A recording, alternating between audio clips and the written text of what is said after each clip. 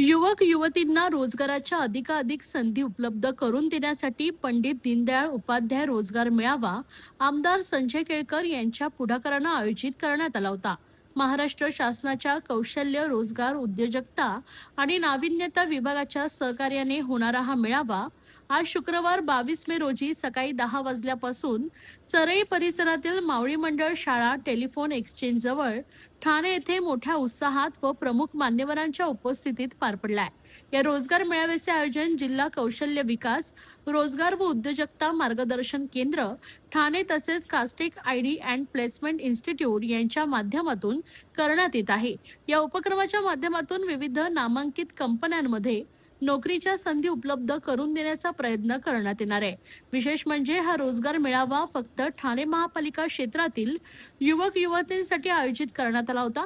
नोकरीच्या शोधात असलेल्या तरुणांसाठी ही एक महत्त्वाची संधी ठरली आहे. उमेदवारांनी या रोजगार मेळाव्यात मोठ्या संख्येने सहभागी होत कार्यक्रम उत्कृष्टरित्या पार पडलाय.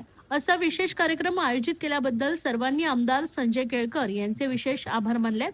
या कार्यक्रमाविषयी आमदार संजय केळकर यांनी प्रसारमाध्यमांशी बोलताना अधिक माहिती दिली आहे.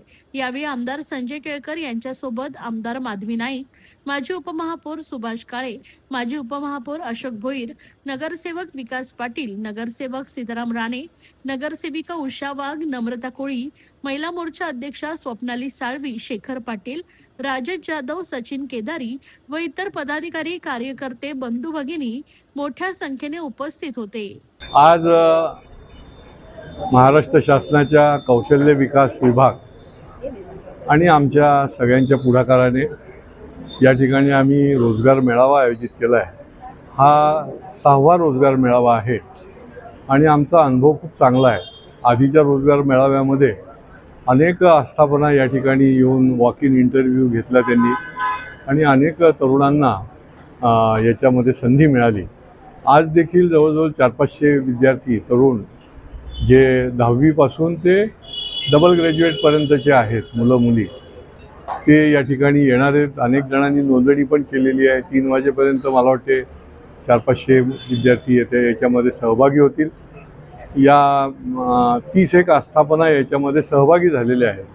मला निश्चित खात्री आहे की तात्काळ वॉक इन इंटरव्ह्यूमध्ये देखील अनेक जणांना संधी मिळेल.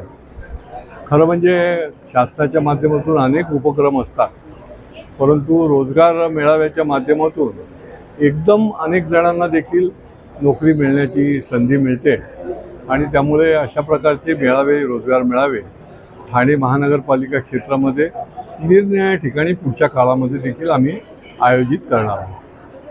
हाय खुशी। हाय निकिता। तूने आफ्टर 12 कौन सी स्ट्रीम में एडमिशन लिया है? मुझे हेल्थ केयर फील्ड में करियर तो बनाना है, लेकिन मुझे समझ में नहीं आ रहा है मैं कौन सा कोर्स लूँ। खुशी, अभिनव इंस्टीट्यूट का GNM नर्सिंग कोर्स परफेक्ट है। ये महाराष्ट्र नर्सिंग काउंसिल एफिलिएटेड है। सिर्फ थ्योरी है या प्रैक्टिकल भी है? यहाँ 70% प्रैक्टिकल और 30% थ्योरी है, मतलब रियल हॉस्पिटल लर्निंग। हम दोनों को प्लेसमेंट भी मिलेगा ना?